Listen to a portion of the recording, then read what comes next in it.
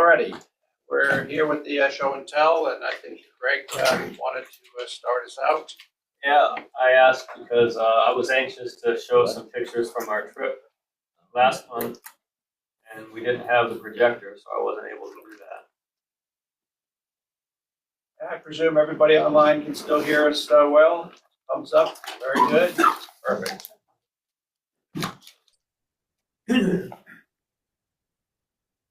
All right, so I want to share a bunch of. Why is that still showing? What kind of boat is that? Yes. All right, here we go. Oh. Boats in this picture.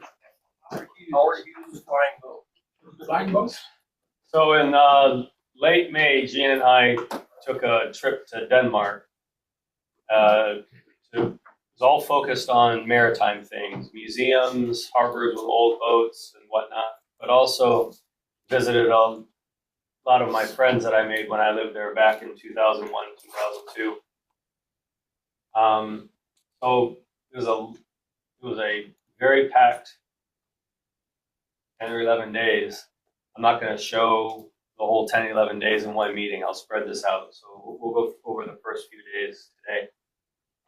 Jean requested that we start out with airplanes instead of boats. So we drove up to Washington, D.C. for our flight out to save some money because I'm cheap. He said, well, why don't we go to the Uvar Hazy Museum ahead of time, because our flight didn't leave until maybe 11 p.m. So I'm going to show a few pictures of that. Pretty sure that this is Howard Hughes's airplane. And this is just an old plane that caught my eye. It was one of the first paid passenger planes, purpose-built. So the passenger sat in this cabin here. I presume everyone online can see my mouse. And it was still old-fashioned. The pilot was behind the wing in the cockpit, looking over the top of the wing. And we thought landing would be quite a challenge from that viewpoint. It was a B-26. Yeah. So the area where they're doing the restoration is now visible. That's different from the last time I was there. I don't want to take too much time, so if I'm going too fast, you can ask me to go back. It's just an overview of. Obviously, Enola Gay, everyone knows that. We'll end there. Kingfisher. Oh, there's some boat planes there. Oh boy. Yeah. So there are some boats. Yeah, that one floats.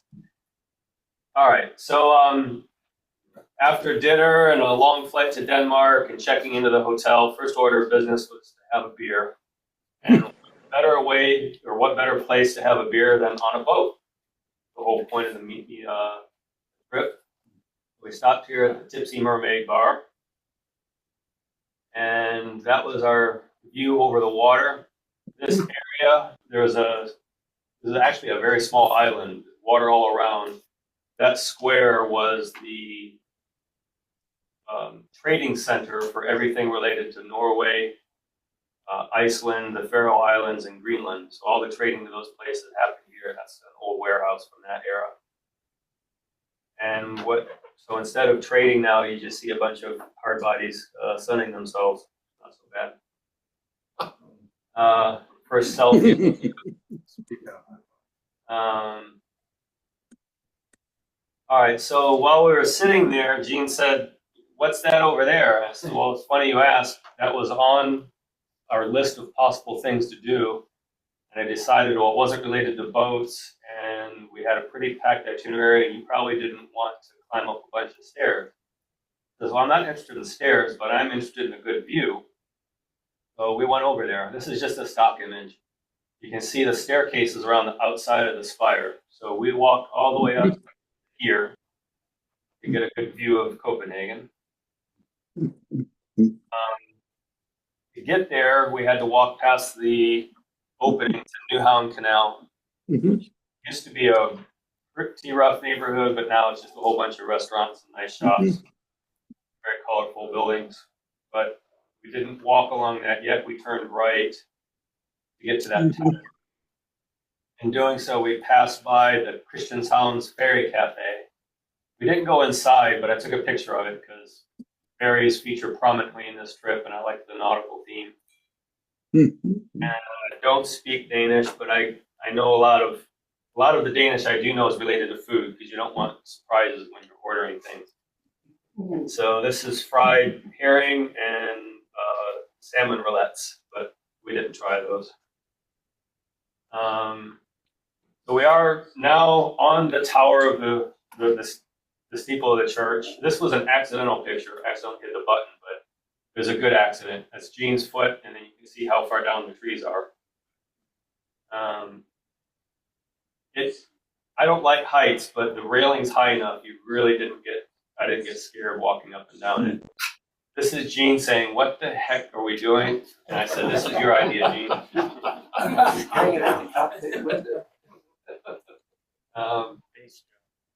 All right, so this is the view from the top. We're very near the top. This white building here is the hotel we stayed in.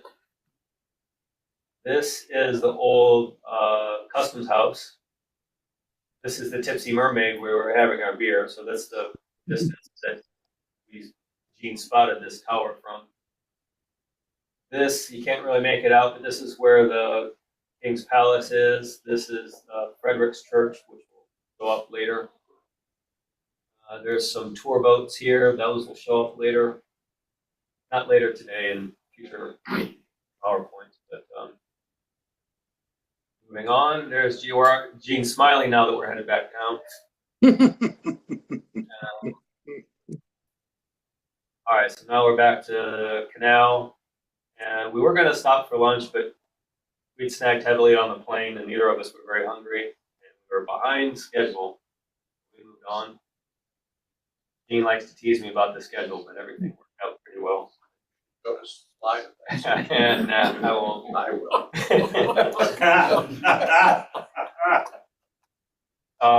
So Gene likes his panorama pictures. I like them in certain cases, but they have the limitations because they get things quite warped. What I should have done, but it didn't do, was just a video where I turned around 360. I'm standing in the middle of the square, and there's 4 of these buildings, a large one on the corner with 2 wings, and they make up a big octagon. This is the current royal palace. The queen abdicated her throne a year ago, and so now her son has taken over as king. They both still live. He's got one building, she's got another. The third building is a museum, and Lord knows what the 4th one's for. There's Frederick's Church, which we're going to visit by the end of the day, but we didn't get there. The name of the city, please? Copenhagen. So that's the center of the square, looking in another direction. Church.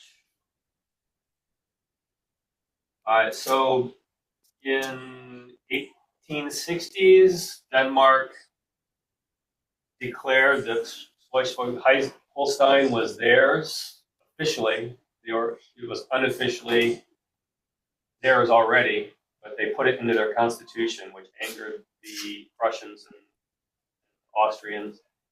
Started a war, which didn't end well for Denmark. They lost pretty decisively on land.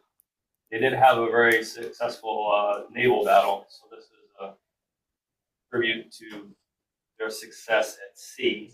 Although they lost the war, they won the battle. This is the old and current naval housing. Up until 1996, there's a whole series of these long row houses that were naval base housing. They opened it up to civilians, but the military still gets first dibs when things open up. Is there just one Navy base? No, well, there was, I don't know how many there were when they closed this one down. There was one right in Copenhagen, and they still have a base there, but it's a fraction of what it used to be. And they moved the main bases to, I forget the names of the cities, but 2 other locations. So I think they have 3 naval bases, 2 prominent ones, and this one's probably more administrative. So now we're on a boat tour, and I forget which buildings are which, but well, that's the old customs house that I pointed out from the tower. And there's the bar that we started at. There's even a little raft here, so you can go out the side of the ship and have your own private little raft to drink from. There was a couple down there when we were there. There's the tower that we climbed. I think the guide said that these were storage for the longboats. But I saw a picture and a diorama that made it look like they were just storing wood in them. I don't remember, but now that it's no longer a naval base, they're just used for clubhouses and various other things. Those are from the late 1700s, I believe. This is an old car ferry that a prominent local architect turned into his own houseboat. The Opera House. That's the last submarine that was active in the Danish Navy. They retired it not too awfully long ago. It's a little son of a bitch. This is the naval base that is no longer active. These are now museum ships. They didn't open for tours until a few weeks after we left. This mast crane, I would like to point out, that will show up several times in other pictures. That's where they would step the masts for their ships. These are, I think they said most students renting these containers turned into a park water. All right, we're back to Newhound Canal for dinner. Very tasty. Where we ate. Big food. It has a nautical theme inside. No big surprise there.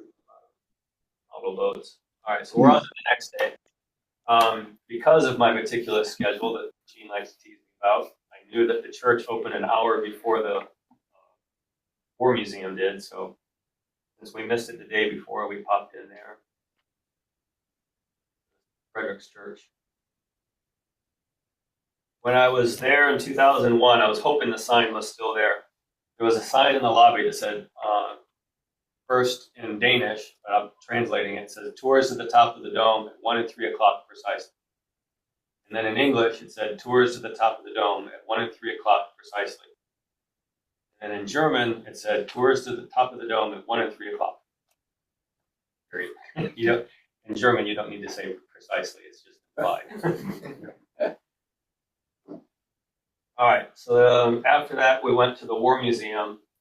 This is tower through which we entered, and I'm showing a picture of that for later. So this is I really like dioramas, and there's a whole bunch of them in here. This is a diorama of the museum we're in now. So this is the tower that I just showed that we entered. The museum is the length of this building. The Army's on the first floor, the Navy's on the second floor, for the most part. There's some crossover. And this is secret harbor where they could bring the ships in, load them up in secrecy. I'm not exactly sure the point of that secrecy, but that's what they pointed out to us. Because if the boat's in there, you know it's being loaded up. What are you going to load it up with? Gunpowder and shot. I mean, what's the secret? I don't know. That was the point they made. But that has long since been filled in and is now a garden, which I'll show you later. And we had a really nice docent talking with us at length. And she pointed out that you can still see the mooring rings on the wall along the garden. So we went in there. It's closed to visitors, but she took us past the rope up to the top of the tower so we could see in the garden. Really good lady. They would just port the ships in and load them up and back out. So this is armory, obviously. That's the garden now. So that's where the ships used to be. And there's the museum. Oh my goodness. I didn't want to take all day, so I didn't load up every picture that I took. We'd be here for a month. Tried to capture just a few of the better ones. Love this figurehead. Christ. steam engine. Again, I love dioramas. This is the castle where the Maritime Museum used to be located. I'll show that in the next set of pictures, perhaps next month. And this is depicting a battle when Sweden invaded Denmark for the period 1700 something, probably. And the docent I said that was so fun to talk with said, yeah, the Swedes came over to invade Denmark, Swedes being Swedes, something along those lines. Or models. And if I'm going too fast, let me know. Go back and zoom in on something if you want. That's the model of the mast crane that I pointed out earlier. Mhm. Another big diorama. So there used to be a completely separate naval museum. I was there in 2002. And when I heard that they closed that down and moved into the war museum, I was concerned I didn't know what the war museum was like. And I was concerned they wouldn't have space for all the dioramas that I saw in the past. Clearly no worries there. They had everything. I was afraid this would be in storage somewhere, but it wasn't. So there's the mast crane. There's 2 ships being careened over, a whole bunch of ships being laid up. They call it ordinary or something. They could close off the entire harbor. So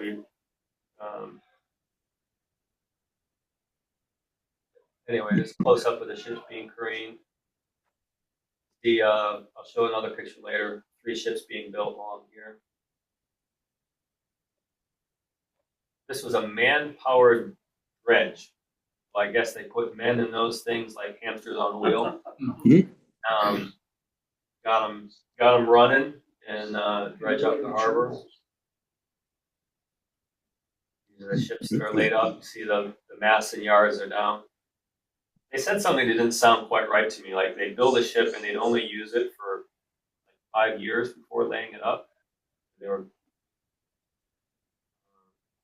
a lot of wood. Said they hardly ever pull them back out again. The English took all of their ships. Denmark was neutral. The English weren't confident they would stay neutral. This is the Napoleon era. So they attacked Denmark and took all their ships. Never gave any of them back. So Denmark used to be had a huge navy. Not huge enough to fend off the English, and then they had next to nothing. Galleys feature prominently in the Med. I never really thought about them in the North Sea, England, the Low Countries, whatever, having galleys, but there's a lot of narrow passages around Denmark, and it makes sense if there's no wind, you can throw a galley out there and attack whatever you want. That'll come up later. You can see these 2 galleys here. 32-pounder in the front of it.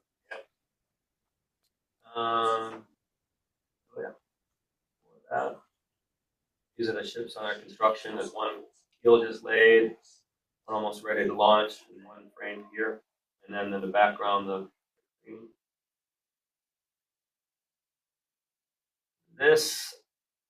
I lost track of where this is. I think it's on the opposite side of the water. So I think this is where the museum that we're in is. And this is on the opposite side of the canal. This is the rope. I took this picture mainly for the rope walk. One of their old rope walks. All right, so this is the galleys. This is a British ship. I can't remember the name. Was leading a caravan convoy of merchant ships, and this wind died on them. So the Danes rowed out in their galleys to attack. And 32-pounder you pointed out, or whatever size gun it is, take the word for it. Fortunately, the British fired back. There's a carnage here and the oars in the water. More boats. Denmark didn't have a modern navy. It still does, for that matter. That was on that boat. Let's go together.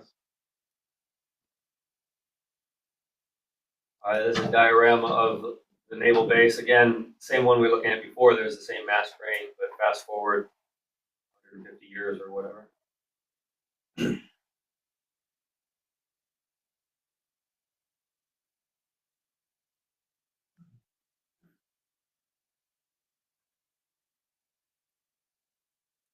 I don't think this is a model of the frigate Caelan, which is another one we visited, but it has the same arrangement where the two-bladed propeller set it vertical and you can haul it all the way up into the hull to minimize the resistance.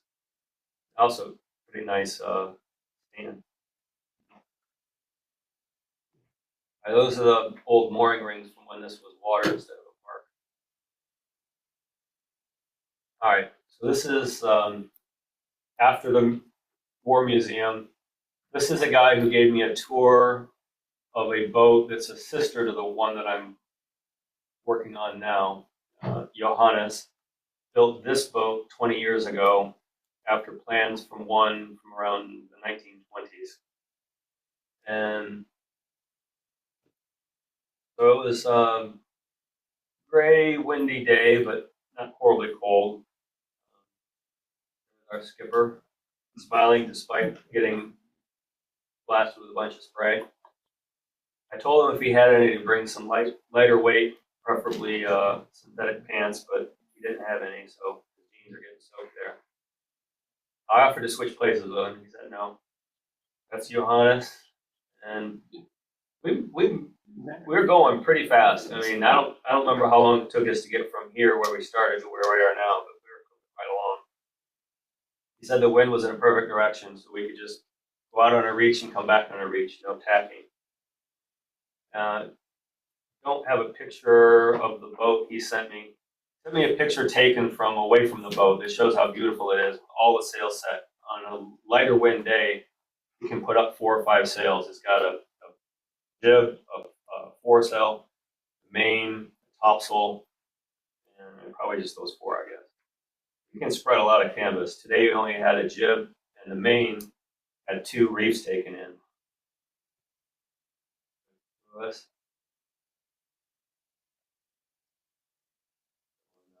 Crystal. God, I had a video. Let's see, we're going along.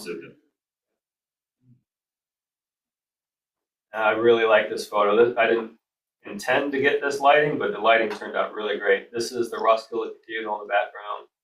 Really good sunlight on there. And like I said, since we're only using a staysail, not a jib, we didn't have to spread out where it would go. So at this point, he wanted to show us how you could heave to and drift, kind of like the boat that I'm currently working on. If you're not familiar with heaving to, you force the jib to windward. The wind's pushing on the front of the sail, pushing you backward. You leave the main out normally, so it's pushing you forward. So the boat's not going forward or back, it's just kind of drifting sideways. You don't have to worry about the tiller. Tie it off and just sit there. So it's a good way to take a rest if you need one, do stuff around the boat if you need to, or when it's people do this in a storm because it's kind of a stable position. And it helped me because I'm hoping to make my current model a diorama with it drifting. And I wanted to see what, I know it leaves a slit behind in the water. You can kind of see that here where the water's got surface ripples, but all of these waves are taken out. You can see the line from where the water's coming from around the bow, swirling action. I've never done anything like this, but I'm hoping with some practice I can make it look good. There's another picture of that. And so we're just sitting there relaxing and having a good time. Yeah, you can see how it in the water. And you see it looks fairly calm, right? No worries, there's a windsurfers out there, we're just sitting and relaxing. No, we're not. The wind veered like 45 degrees and blew like crazy. It's like a little microburst. And all of a sudden, instead of the wind on the side pushing us forward and back, you know, it was behind the sails. So we start moving forward, and that gust pushed the sails right over. I hesitated, kind of in shock, for 1,001, 1,002, about 2 seconds, when I could have maybe done something to help. But by then it was already too late. The rail's in the water, coming in, and it starts raining. And anyway, Johannes On the schedule. doesn't look very happy about the fact that I'm taking a picture right now.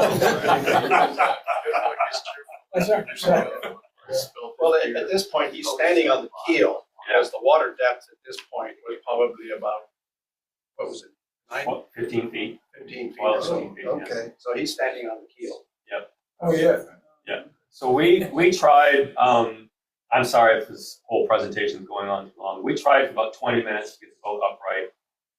If we had gotten it upright, I'm not sure what we were going to do, because the rail still would have been underwater. He would have had to sacrifice his ballast, maybe tie a float to it so he could pull it up later. I don't know. If he'd thrown the ballast overboard, preferably with a line to retrieve it, he could have possibly bailed it out. As it was, he set the anchor so it wouldn't drift away.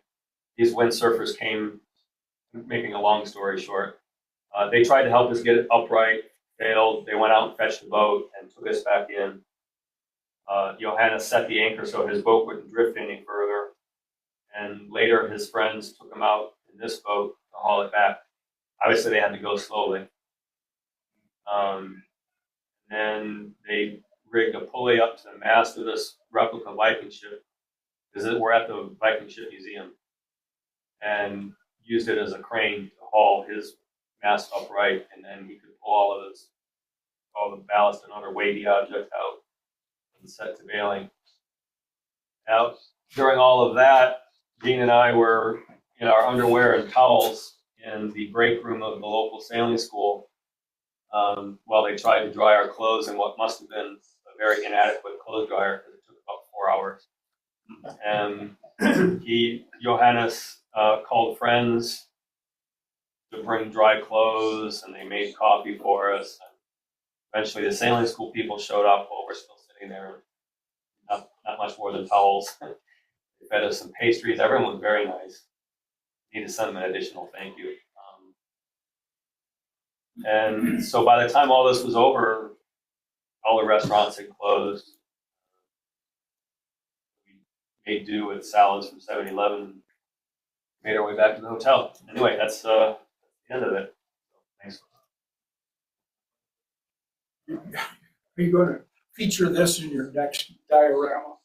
No, there was worse than that. There was actual plumber action going on. I didn't use that picture. All righty. Anyway, Thanks for the so memories there. All right, moving right along. Sean, you want to show us progress on your? Oh, my God. Small. Well, I don't know. Everything's relative. Which way am I going? any way you want. We can do the 2-camera thing. Give me a moment to set it up. Here.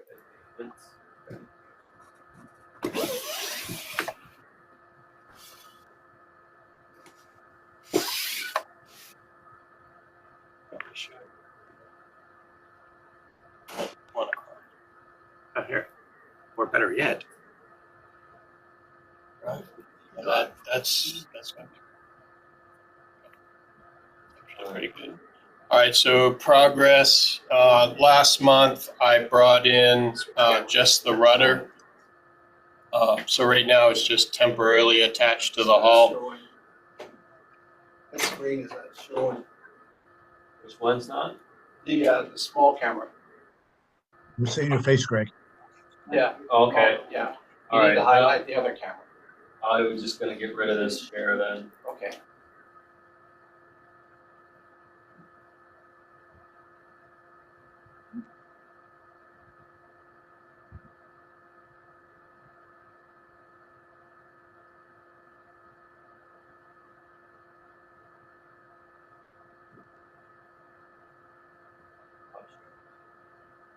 You don't need to share both screens. You can put, I only need Speaker. the small ones.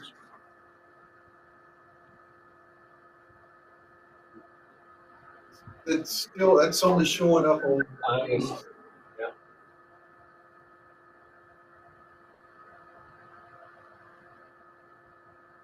There we go.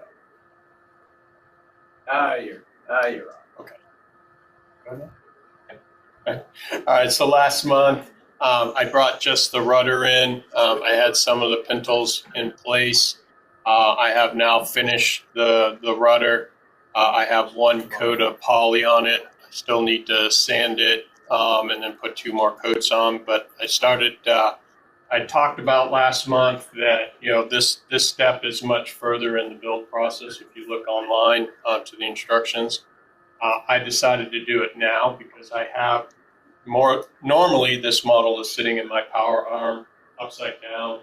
I'm still doing all of the trunnels on the hull. I wanted, while it was inverted, I wanted to be able to drill a hole for the rudder.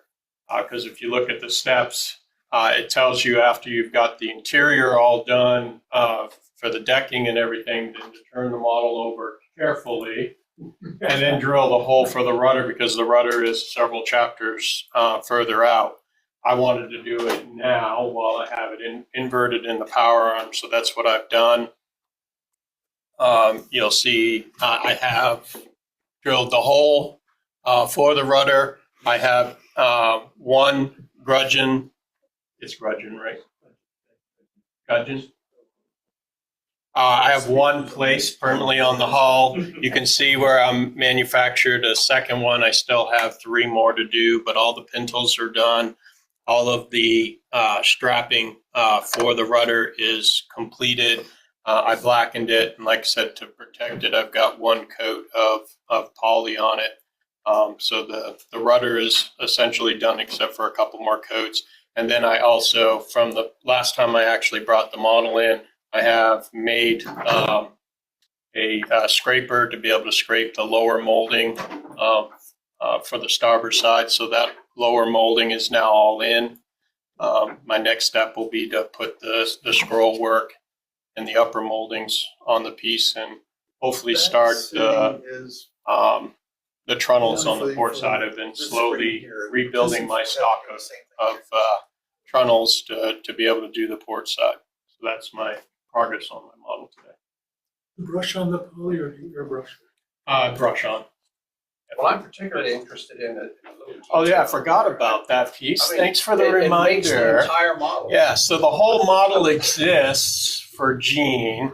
So one of the pieces that you can buy online from Siren is a sheet of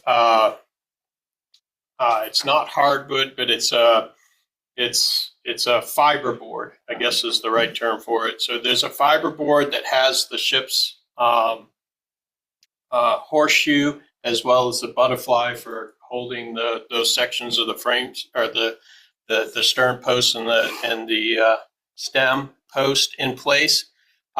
So you can see here the butterfly and then the horseshoe on the stem.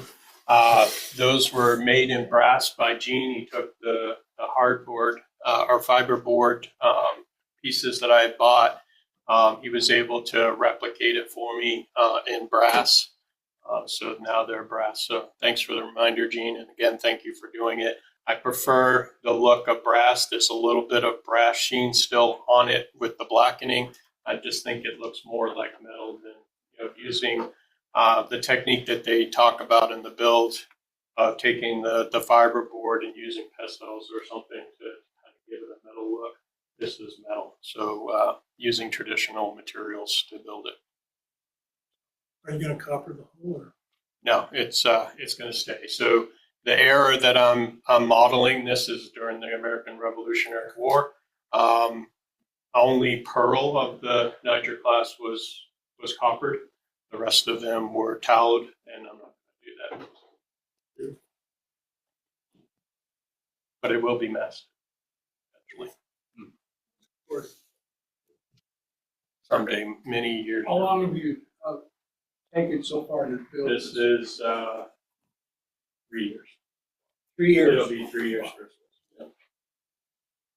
Thanks, Sean. That's good. Anybody else over here? John, you want to be next one at this table? I'll do this Is that one here. John? Okay, we'll This go to that. portion of the table here is the 3D printing chat. So if anybody is interested and has questions about 3D printing, I'd be happy to give you the best answer I can. Oh, okay, you're not gonna show us. Okay. No. That was just for you. Just for you. Caelan, come on up.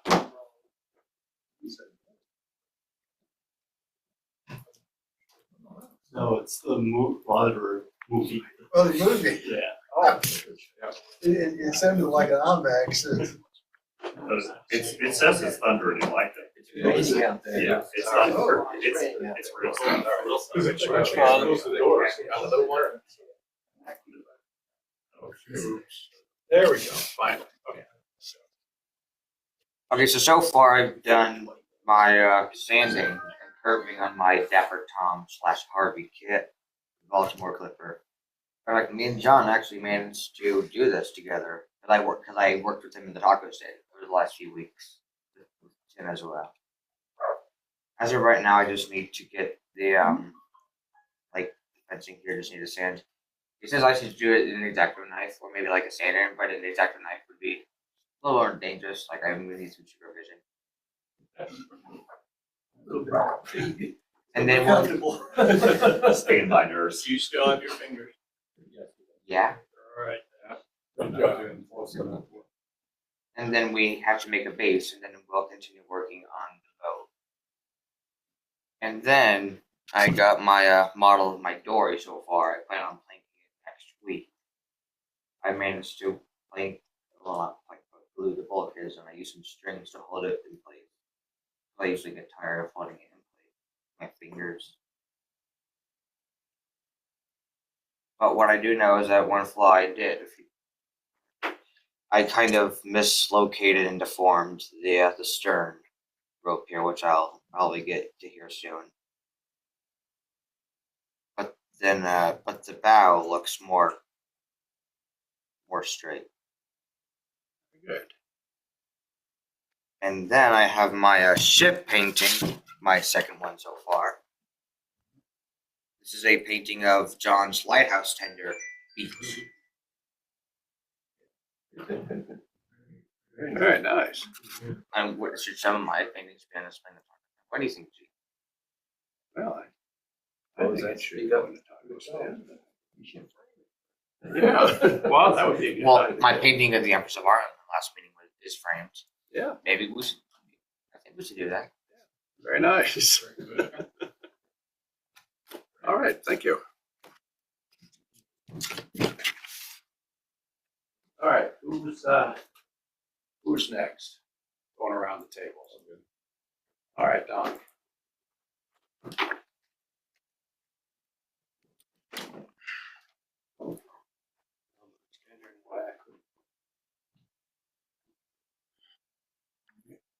A couple of months ago, I had somebody throw me under the bus in Matthews County. I got roped into doing something for the library. They run children's programs. One of the weeks is boat building week. So I'm going to take this bag and we're going to turn it into a pull ferry. You see that? Got the wrong camera. Left. I understand what you're saying. I see, all right, We're looking at the backside. you don't see two No. images? No. You, Again, What's it's the setting main- on the the main- individuals. so, all right. So Let me I thought point you it were this way. pushing this earlier. But the problem program was I'm going to be dealing with 6-year-olds to mid-teens. Anything they could find was a piece of wood, 2 sticks in it, and a rubber band on a little prop.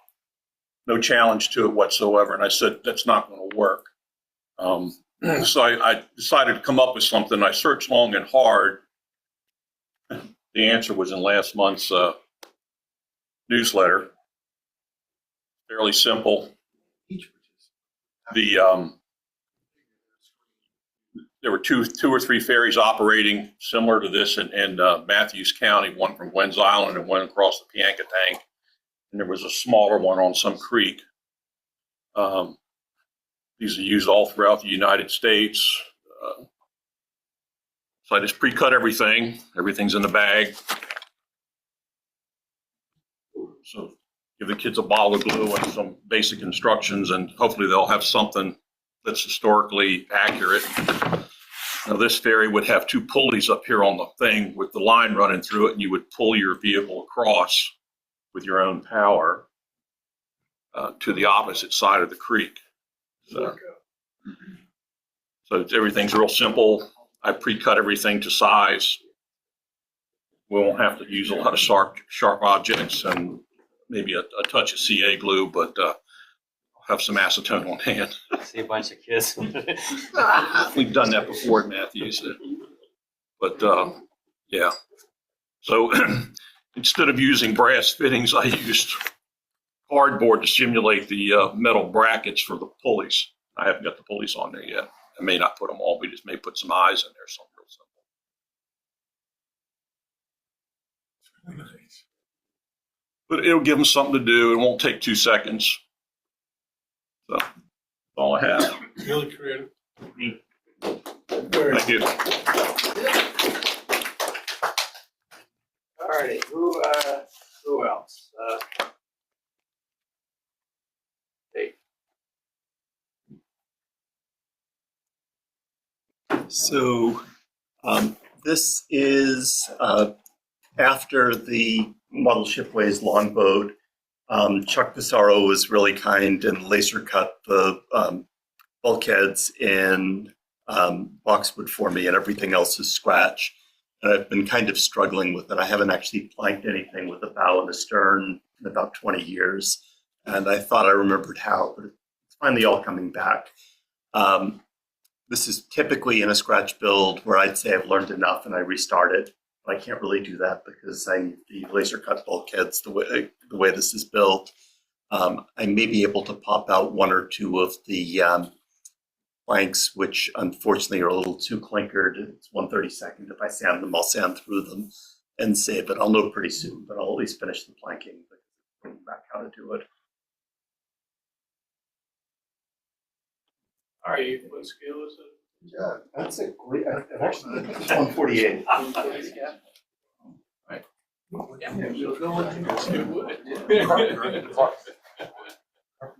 Yeah. Thank you.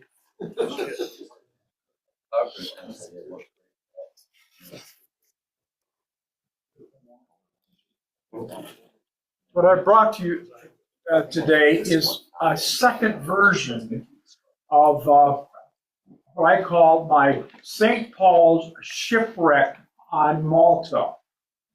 I built the first one, and both of these actually are kits from Maristella.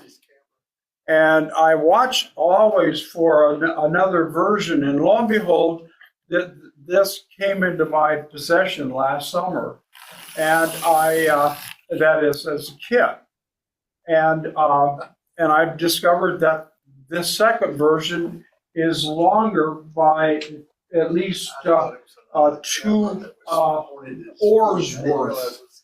The first one was 11 on the side, and this is 13 on the side.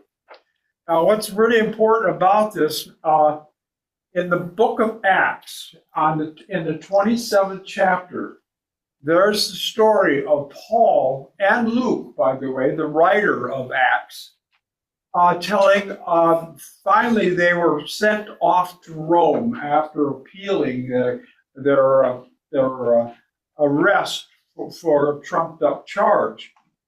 At first, their voyage was, of course, accompanied by a Roman guard, and one of the people with that was the head of it was a fellow named Julius. And at first, they were going from one port to another. And in fact, in one of the ports, Ephesus of all things, Julius had already been captured by Paul's personality, and he allowed Paul to stay with some people in Ephesus that had been that first church there. They went from one place to another, but finally they've got to Crete. Now at Crete, it was the time to move from one ship to another. And this is the ship to which they moved. And according to Luke, he says that this ship, like the one that's going to carry them actually from Malta on to Rome, was an Egyptian ship. That is, it was registered in Alexandria.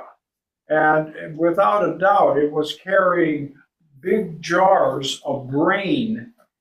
And we find ourselves at this point in the month of October. And in October, the ones that lived on Crete knew that that was going to be the high month of storms. And sure enough, despite all of the urging not to go, the captain of the ship said, "No, we got to go." And they immediately, the next day, they encounter a storm that lasts for 2 weeks. All the way along, Paul is telling them, no, that nobody will die, nobody will perish, as long as we all stay with the ship. He said, the angel told me this. So they're on their way. And one thing after another tells you that the writer of this story was one on the ship. The first thing they do is to bring the ship's boat aboard. The little vessel that will take them on to shore. Because it was interfering, as he says, with the steering oars. The next thing they do is they begin to throw off the tackle and they begin to lighten the load. Then Paul says something that is really quite remarkable because, Luke says something. He says that Paul asked if the cook aboard couldn't please bake some bread because they hadn't eaten for a week. What do you know? And then he does so, and now we've got another week goes by, and now the sense is that they must be coming close to land. The storm is still blowing. They put up the foresail, and the foresail keeps them with the wind, so they're not getting a thwart of the waves. And lo and behold, he asks one more time for some bread to be baked, and this time they bake the bread. And Luke says about this that Paul break it and he blessed it. Now I ask people that come over to the Waterman all the time, does this sound like something that happens at your church periodically? And they all say, they realize it's communion held on this ship as they're in dire straits. They're going to lose their life unless Paul's prediction is true. And sure enough, they crack into a reef on the southeast corner of Malta. Now, how do we know that? Because if you look at a map of Malta, on the southeast corner, it's kind of aimed towards Italy, there is a cape called the Paolo Cape. That's the Paul Cape. For 2,000 years, they've been calling it after Paul. Sure enough, the ship cracks into the reef and breaks apart. And in so doing, it allows those that can't swim to have something to grab onto, and sure enough, nobody dies. That's what's in chapter 27. Chapter 28 tells one more interesting story, though. I'm sorry it's going to sound like preaching to you, but here's what it is. The natives there on Malta set a big fire.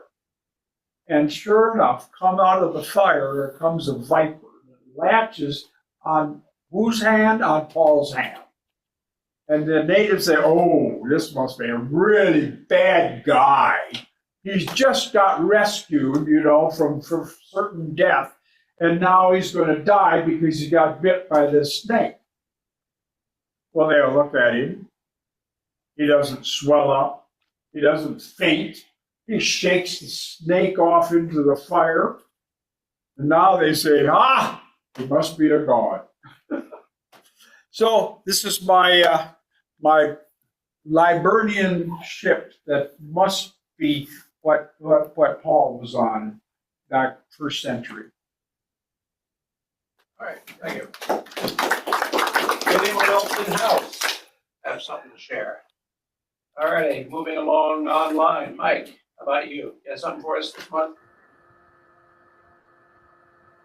Yeah, I limited progress on the Constitution Hall. A lot of sand dust in my office. I did want to share what I showed you guys the other day. It says, can I share screen while other participant is sharing? I'm working on it.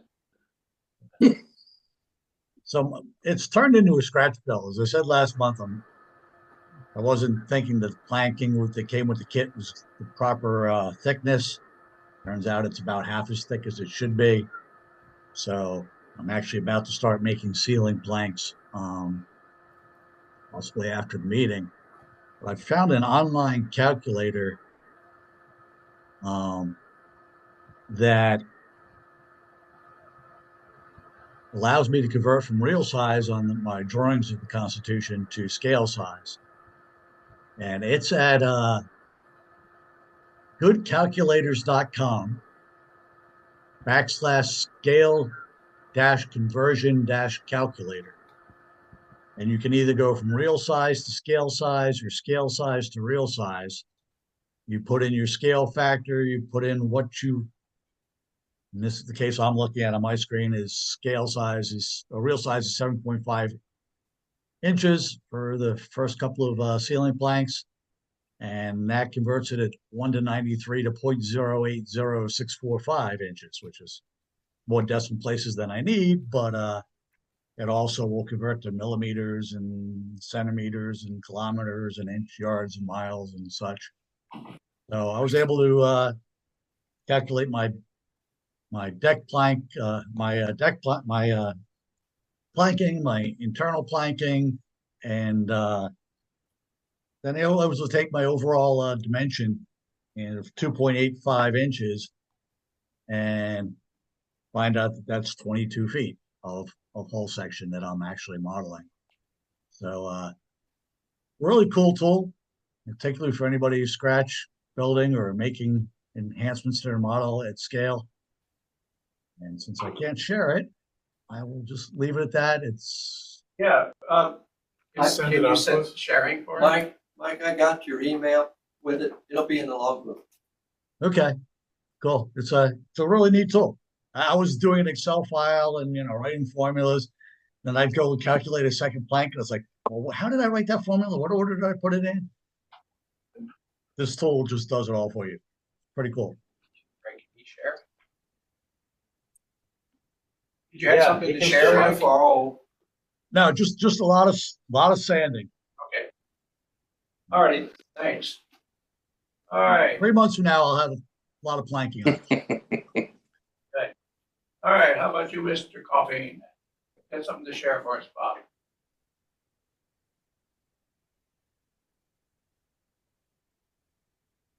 You hear us?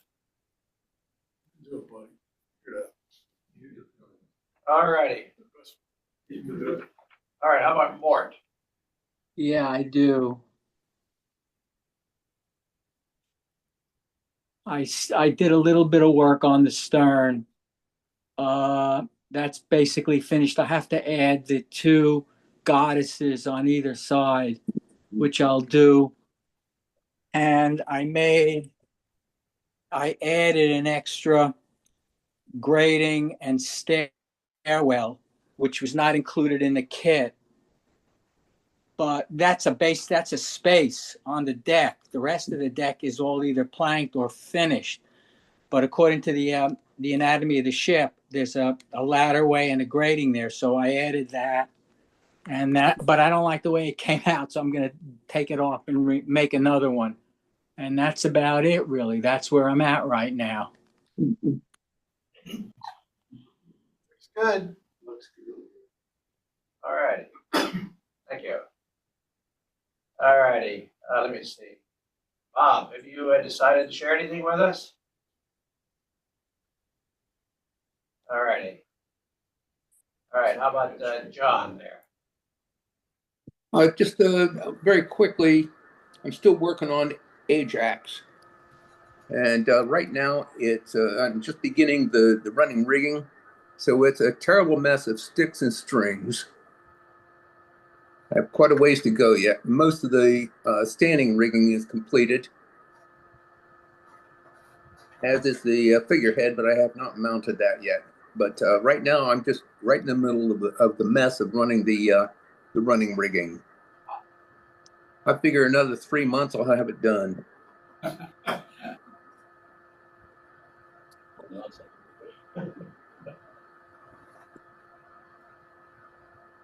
All righty. Thank you, John. All right, moving on to Bill. How about you? Have you got anything for us this month?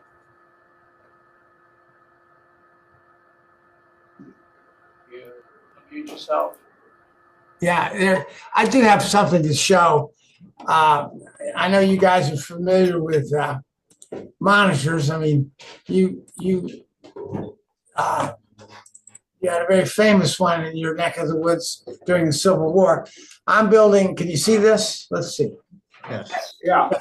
I'm building and then of course, after a number of single turreted monitors, we built the Onondaga, which was two turreted, because they realized that the firepower, the fire rate was so low with monitors that they just needed more turrets and more guns.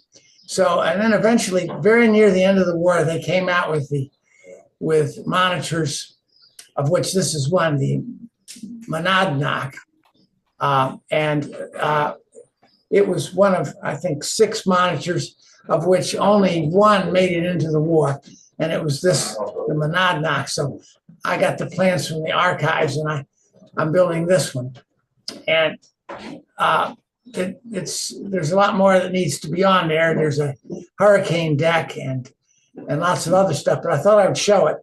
And I'm having a collaboration with a fellow who just got into 3D printing. His name is Dave Gardino, and he's in our club. And I was having a tough time with the turrets because if you really look closely, you can see the turrets and also the side armor as rivets that have to show. And I didn't know how to do that. I tried putting pins in and all kinds of stuff that didn't work. And he tried it with his 3D printer, and by gosh, he was able to do a pretty decent job of those. And so it's a collaboration with him.